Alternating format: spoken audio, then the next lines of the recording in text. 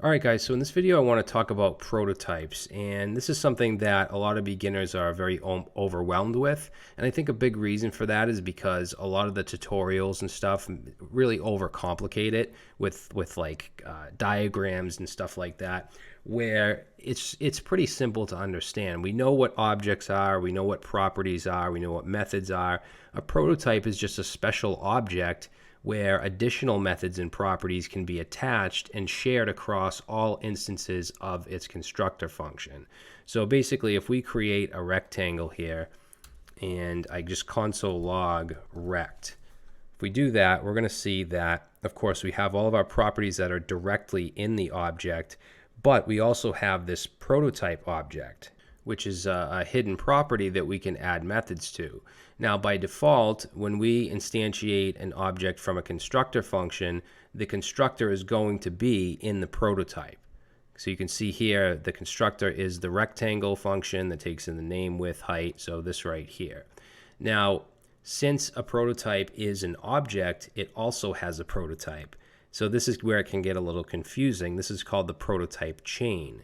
So if we look in this prototype of just object, we have, again, the constructor for the object, and then we have some additional methods like toString, value of, is prototype of. So we can use any of these properties on our rectangle because it's part of the prototype chain.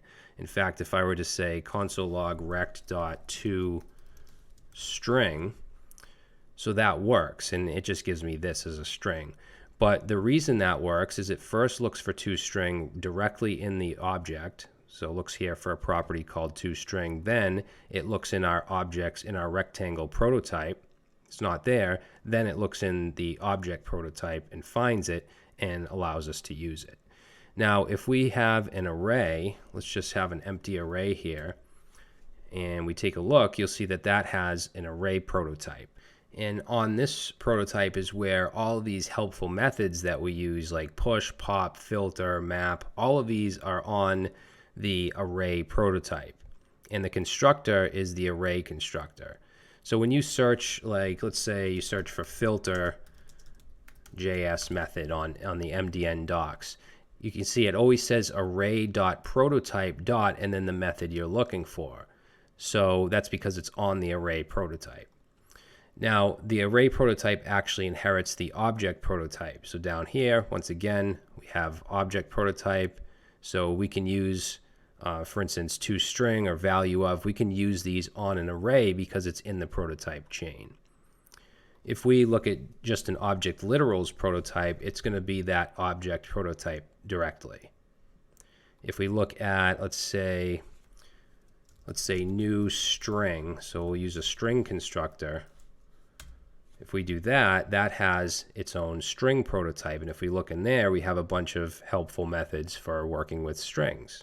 So we have like char at, ends with, we should have like 2 uppercase, 2 lowercase. That's all on the string prototype.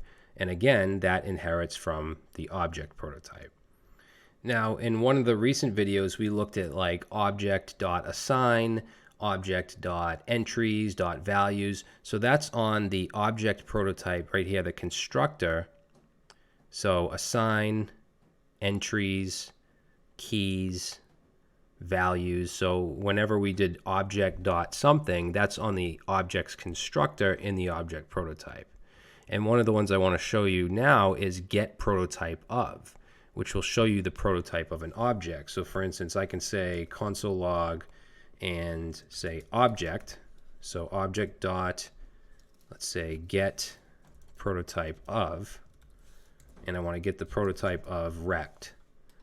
Save that, and then it's just going to give me the prototype, which right now only has a constructor in it.